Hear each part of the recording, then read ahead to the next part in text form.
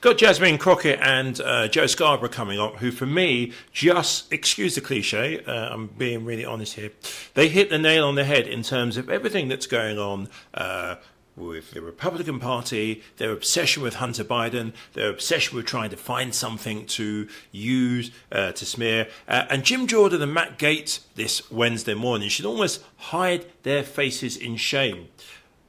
I find it incredible that both of them have been subject to allegations themselves, allegations which haven't really gone away. They're just trying to avoid answering questions, yet they appear to be very confident in pointing the finger at other people. I just hope that when these allegations are properly investigated, that Fox put the same level of attention on Jim Jordan and Matt Gaetz. Let me just ask you the question straight. Would you, if you had an opportunity right now, investigate Jim Jordan and Matt Gaetz? Yes or no?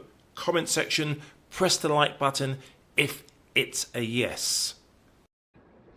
About the president's involvement in a bribery scheme now that Alexander Smirnov is proven to have made it up and it was based off Russian intelligence. Doesn't change the four fundamental facts. Hunter Biden was put on the board of Burisma, gets paid $1 million a year. Fact number two, he's not qualified to be on the board. He said so himself in an interview, I don't know, with you or some network. Fact number three, Zolochevsky and Pizarski, the two executives at Burisma, specifically asked Hunter Biden, can you weigh in with D.C. and help us deal with the pressure we are facing from the prosecutor?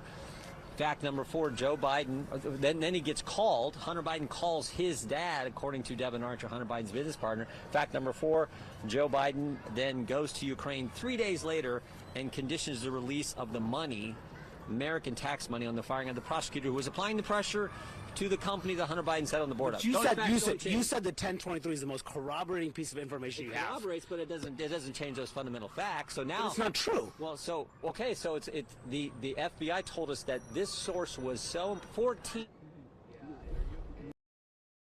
Your reaction to the FBI informant here, who apparently was peddling false allegations and may have been the source of Russian disinformation. Was it right to promote a bribery scheme for the president based on that? Today we're asking questions to James Biden, and I don't think that's really Burisma focused, that's more China focused. So we're going to ask him about some of his business relationships with the Chinese. This is the same FBI that denied that document even existed. But what evidence do you have of a bribery scheme now? Back away. We've got lots of evidence.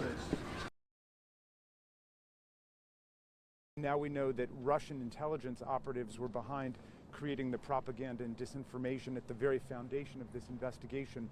So I think it's time for Chairman Comer and the Republicans to fold up the circus tent, and we should get back to work for the American people. Certainly it was a shattering revelation yesterday when we learned that Smirnov was collecting his information from Russian intelligence operatives that were at the very base of this whole investigation.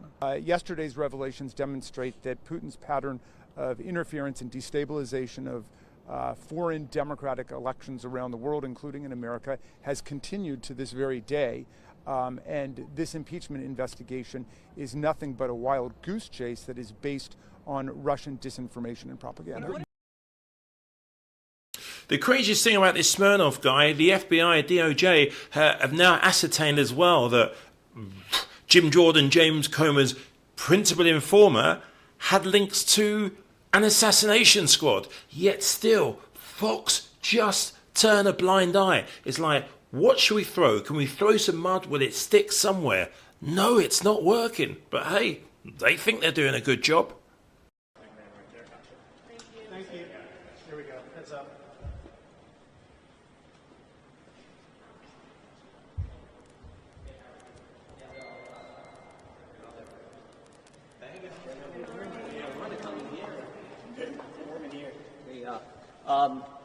So I said this sort of this morning, but I think you can sort of tell this story in three parts, three chapters. There's before Joe Biden's candidate for president. There's the time when he is candidate for president, and then there's of course the things that have happened, the events that have happened while he's been president. And I think today we're largely going to focus on that pre-candidate time. I call that the money, the business, the brand. That'll be the focus, I think, of today's questioning, specifically relative to James Biden's involvement with CEFC, AmeriCorps. There was a big story about that. So we're going to look at all that information, I think, today. I think it's interesting, some of the facts we've already picked up from Mr. Walker, Mr. Bobolinsky, specifically regarding the Chinese energy company CEFC. It's like that deal doesn't get finalized until Joe Biden shows up at the Four Seasons, get a drop by, and gives a political short presentation to all the people there, the 8 people from Chinese executives at CEFC and Hunter Biden and his business partners. So I think we'll dig into those kind of things in today's thing. But we'll also look, some of the other information I think is important too. While Biden's candidate, you know, the lies, the campaign, the rigged election, that's the 51 former intel officials and how that played. And then, of course, there's the, while he's been president, I think that is the obstruction, the cover-up, and, of course, the sweetheart deal. Chairman Jordan, what do you think of the Smirnov indictment? Well, I mean, it is what it is, so it doesn't change the fundamental facts. There are 4 fundamental facts that Hunter Biden gets put on the board of Burisma. He's not qualified to be on the board. He gets put on that board and gets paid $1 million a year. Second, as I said, he's not qualified to be on the board. He said so himself. Third, in Dubai on December 4th, 2015, the executives at Burisma, Mr. Zolochevsky, Mr. Pizarski, specifically asked Hunter Biden, can you weigh in with D.C. and help us with the pressure we are facing from the Prosecutor General in Ukraine? Hunter Biden makes a call. Devin Archer told us he made a call to his dad, to Joe Biden. And then 3 days later, Joe Biden goes to Ukraine and conditions the release of American tax money on the firing of the prosecutor, applying the pressure to the company that Hunter Biden sat on the board of. Those facts, they don't change regardless of what this confidential human sources say. You said that this informant now charged with some of the most corroborating evidence to that interview last month. It did corroborate what I just said there, but it didn't change the facts. But those allegations from the FB 2023 are now found to all be lies. So how does that impact the investigation? I think you should ask the FBI why they were so reluctant. They told us if we don't, when we wanted to see the 1020, they said this could jeopardize national security, the safety of this confidential human source. You can't know his name. They didn't want to show it to us. Then they finally did. I mean, this is a guy they paid, I think, since 2010. So 14 years they've been paying this guy. And he's a trusted source, and now we find out. Plus, I think there's sort of the, you know, when Christopher Steele lied to the FBI about President Trump, he gets paid more.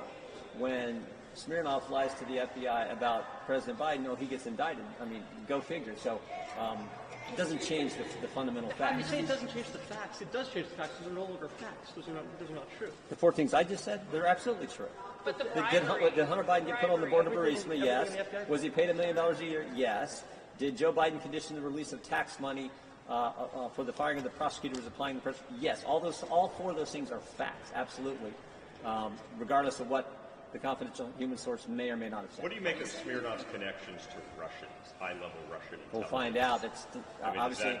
David Weiss, the special counsel, said he may be trying to influence this year's presidential election. I will tell you this: Scott Brady, when Scott Brady, U.S. attorney in Pittsburgh, when we talked to him, he had actually checked out the confidential human source, where he traveled to, when he traveled to, and said that he felt he had the indicia of credibility. David Weiss thinks otherwise, and they've indicted him. We'll have to see. Do you expect Jim Biden to be candid today? I mean, do you think you're going to We'll get much out of see. him? I mean, Rob Walker, when we asked him who the email that he's copied on 10% for the big guy, we asked him who's the big guy. He says, I don't know. So he wasn't too candid. I mean, I think everyone knows who the big guy is, so we'll see what Jim Biden's like. Do you think the FBI acted corruptly, or DOJ acted corruptly in bringing charges against Smirnov? Do you think they did that? No, I'm not saying that at all. I'm just saying that I'm just saying it doesn't change the underlying facts. And the FBI, I mean, Chris Wray didn't want to let us have the form because he said this guy was such a valued source.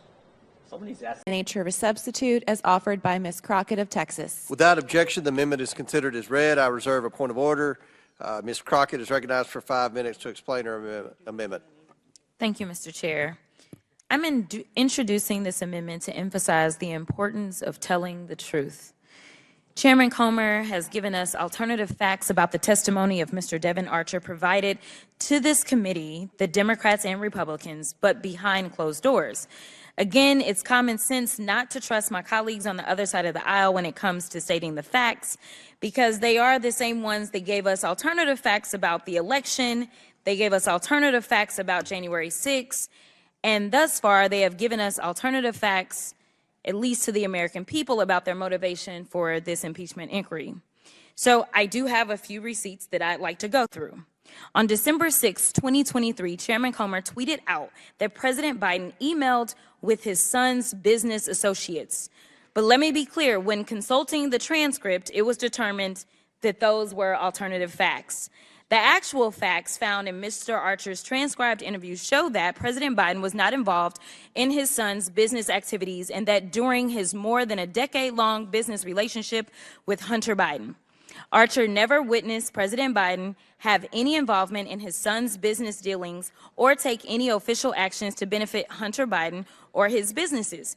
And Archer never witnessed Hunter Biden discuss the substance of his business with his father or ask his father to take any official actions.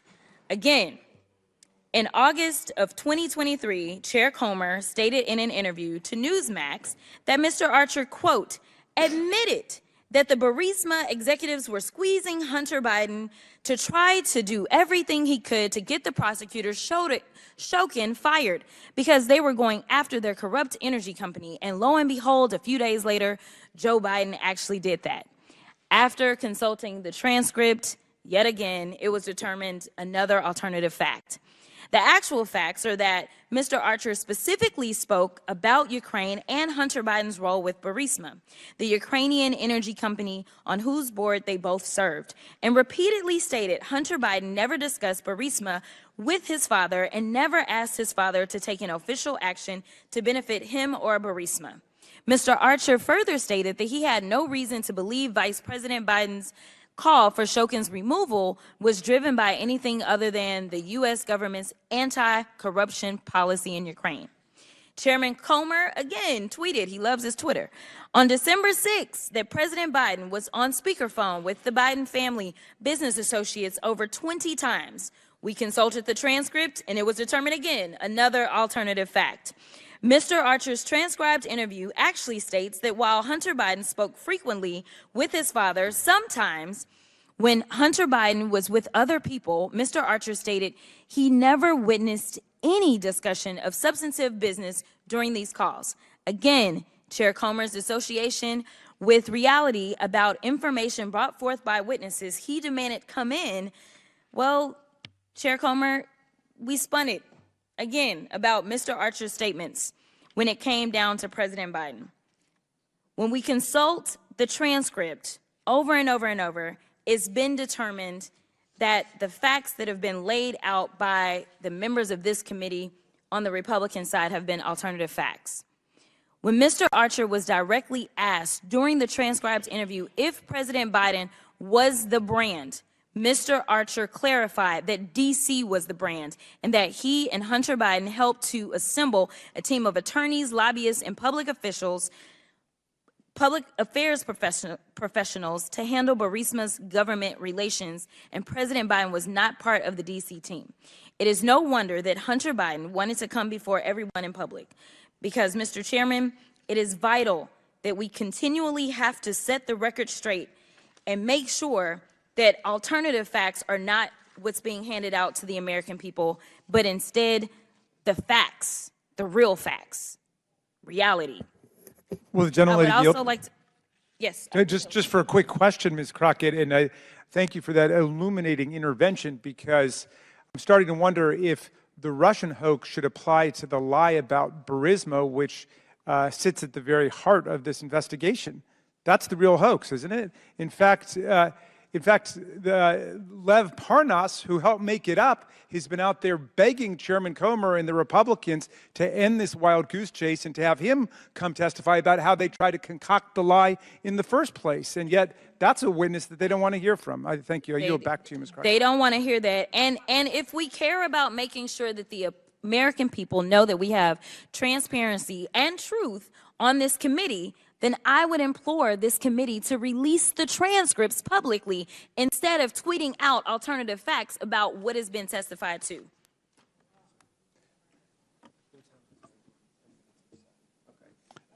Mr. Chairman. As previously approved, each side has 10 He complied with the subpoena. We would have time's expired. We would have loved that. Do kind any of other compliance. members wish to be heard? Chair recognizes Ms. Mace from South Carolina. Thank you, Mr. Chairman, Chairman Comer. First of all, my first question is, who bribed Hunter Biden to be here today? That's my first question. Second question, you are the epitome of white privilege, coming into the Oversight Committee, spitting in our face, ignoring a congressional subpoena to be deposed. What are you afraid of? You have no balls to come up here and... Mr. Chairman, point of inquiry. Mr. Chairman, If the gentlelady wants to hear from Hunter Biden, we can hear from him right now, Mr. Chairman. Let's take a vote and hear from Hunter Biden. What are you afraid of? Hold on.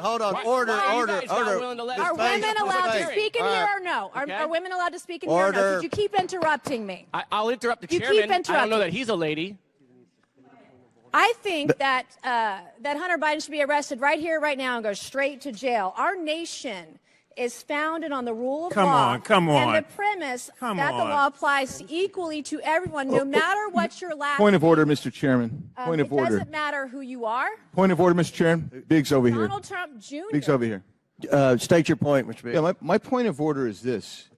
Are we going to continue on with this blatant interruption? This is absurd and inappropriate. I intend to give my statement. I don't intend to have anybody interrupted. I'm not going to interrupt your statements. I think you should have decorum and courtesy and don't act like a bunch of nimrods. You just interrupted a woman. And that's five. I got permission. Can we agree? Everyone has Mr. 5 Chairman, minutes. Can we agree? Point of order again. The assertion that I interrupted was absolutely false. That's typical of the gentleman who spoke it. I got permission to speak from the chairman. I spoke. I was interrupted yet again by the gentleman who doesn't choose to go through the chair and follow proper order. I encourage us. I think if we're going to have any respect at all, we need to have proper decorum. Well said. Well said. I'd like to finish. The rules are everyone's going to be recognized for 5 minutes. Anyone that wants to be recognized will be recognized for 5 minutes. Ms. Mace has 4 minutes and 13 seconds left. Chair recognizes Ms. Mace. It does not matter who you are, where you come from, or who your father is, or your last name. Yes, I'm looking at you, Hunter Biden, as I'm speaking to you. You are not above the law at all. The facts in this case are crystal clear. This committee used and issued a lawful subpoena to Hunter Biden, a critical witness in this committee's investigation into Biden family corruption. Hunter Biden and his lawyers did not claim privilege of any kind because clearly he has none. They didn't contest the legitimacy of our reasons for issuing this subpoena, no reasons, because they clearly are legitimate. And yet he refused to comply. Trump's family members, Don Trump Jr., he did not defy a congressional subpoena. He showed up multiple times for multiple depositions for several hours. In doing so, Hunter Biden broke the law. He did so deliberately. You did so flagrantly. You showed up on the Hill, on the Senate side, the day of that congressional subpoena to defy it and spit in the face of this committee. That's what you did. The question the American people are asking us is, what is Hunter Biden so afraid of? Why can't you show up for a congressional deposition? You're here for a political stunt. This is just a PR stunt to you. This is just a game that you are playing with the American people. You're playing with the truth. Hunter Biden wasn't afraid to sell access to Joe Biden to the highest bidder when he was in elected office. He wasn't afraid to trade on the Biden brand, peddle influence, and share those ill-gotten gains with members of his family, including Joe Biden. He wasn't afraid to compromise the integrity of the presidency and vice presidency by involving Joe Biden in shady business deals with our foreign adversaries. But Hunter Biden, you were too afraid to show up for a deposition, and you still can't today. I believe that Hunter Biden should be held completely in contempt. I think he should be hauled off to jail right now, because it wasn't long ago, too, my friends on the other side of the aisle, that you also believed in the power of a congressional subpoena. Not long ago at all. You believed in holding those who refused to comply with a congressional subpoena accountable. And I stood with each and every one of you. I am the only member in this room today who has held a member of my own party in contempt of Congress for not showing up for a subpoena. And I see nothing but complete hypocrisy on the other side of the aisle. The ranking member of this committee even so eloquently put it, the lesson is, please tell your children out there in America, If you get a subpoena to go before Congress, go. You have a legal responsibility to do so. So the hypocrisy is stunning. What are we to tell our children today? There's nothing the other side can say with a straight face. As the only member of this committee to vote to hold a member of contempt of my own party, let me be clear, this should not be a partisan issue. If Congress issues a subpoena, you show up, period. This is not a responsibility we take lightly. It brings no joy for us to do this, but the president's son broke the law and must be held accountable in the same way anybody else would. I urge my colleagues on both sides of the aisle to do so. And my last message to you, Hunter Biden, you play stupid games, you win stupid prizes. Will the gentlelady yield for a question? Will the gentlelady yield? Will my friend yield from South Carolina? Sure. I do want to commend the gentlelady who was the only Republican who stood up and voted to hold in contempt the Republican members of the House who blatantly and categorically refused to comply with subpoenas that came from the bipartisan January 6th committee. I would like to ask my friend, Ms. Mace from South Carolina, whether she's aware of all the case law which says that the committee has to engage in good faith interaction with the witnesses they've called and they're supposed to arrive at a solution. And what do you think about the fact that the chairman on multiple occasions gave this witness the opportunity to come before the full committee and he agreed to that? We issued a congressional subpoena, and I know with your constitutional law background, you know exactly what that means, and he should have showed up. And because of your vote and because of your statements, you should be voting to hold this man in contempt of Congress today, right now, if you're going to be consistent on your own policies and your own words. Gentlelady's time's expired. Chair recognizes Mr. Moskowitz for 5 minutes. Thank you, Mr. Chairman. It's good to see you after a long break. So I'm listening to the gentlelady from South Carolina about the witness being afraid to come in front of the committee. It's interesting. He's here. He doesn't seem to be too afraid. In fact, for some reason, the chairman, who on multiple occasions invited the witness to come on TV, so apparently the chairman wants to pretend like his statements on television or in interviews don't matter, but it didn't happen once, it didn't happen twice, it happened multiple times. The chairman said the witness can choose whether to come to a deposition or to a public hearing in front of the committee. The witness accepted the chairman's invitation. It just so happens the witness is here. If the committee wants to hear from the witness and the chairman gave the witness that option, then the only folks that are afraid to hear from the witness with the American people watching are my friends on the other side of the aisle. I don't know if there's a proper motion, Mr. Chairman, but I'll make a motion. Let's vote. Let's take a vote. Who wants to hear from Hunter right now, today? Anyone? Come on. Who wants to hear from Hunter? Motion's out of order. Yeah. No one. So I'm a visual learner, and the visual is clear. Nobody over there don't want to hear from the witness. I want to just detail for us what you believe is the most egregious here and what is the evidence that you feel that Joe Biden, in fact, did participate in all of this. I mean, it seems pretty obvious, but you still have the Democrats, including Democrats in Congress, your colleagues, who say there's nothing here, particularly after the Smirnov indictment. The Smirnov indictment doesn't change four fundamental facts relative to Burisma. Hunter Biden gets put on the board, gets paid a lot of money, $1 million a year. Fact two, Hunter Biden's not qualified to be on the board. He said it himself when he was doing an interview, I think, with ABC News. Fact number three, the executives at Burisma asked Hunter Biden to weigh in because they're under pressure from the prosecutor. Fact number four, Joe Biden goes to Kyiv and fires the prosecutor, and he does so by leveraging, conditioning the release of our tax money on the firing of the prosecutor, applying the pressure to the company his son sat on the board of and made $1 million a year from. Those are facts that do not change, and it's a tale as old as time. I think the simplicity of Trump's presentation is sort of augmented by the fact that he's just saying the truth. My revenge will be my success. I listened to you. An attack on me is an attack on you. Those are truths, and they're simple to understand. And I think that Donald Trump loves Russia so much he should move there. if he moved there, he'd hate it. Tucker Carlson, what's a land of paradise? I mean, these are the lies. This is the BS we used to hear from Soviet leaders coming to the United States and talking on Larry King about what a worker's paradise. Go to the worker's paradise. Has a lower GDP than the state of Texas. California, this place that everybody says is the worst place. Oh, it's so horrible. California, communist state. California has the 4th largest GDP in the world. In the world. In the world.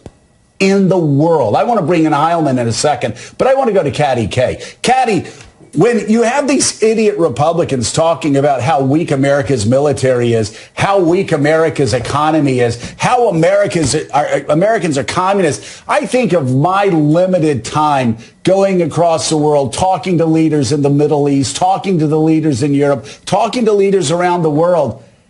I will tell you, over the past several years, I've not had one say, you know what the problem is with America? You all are too weak.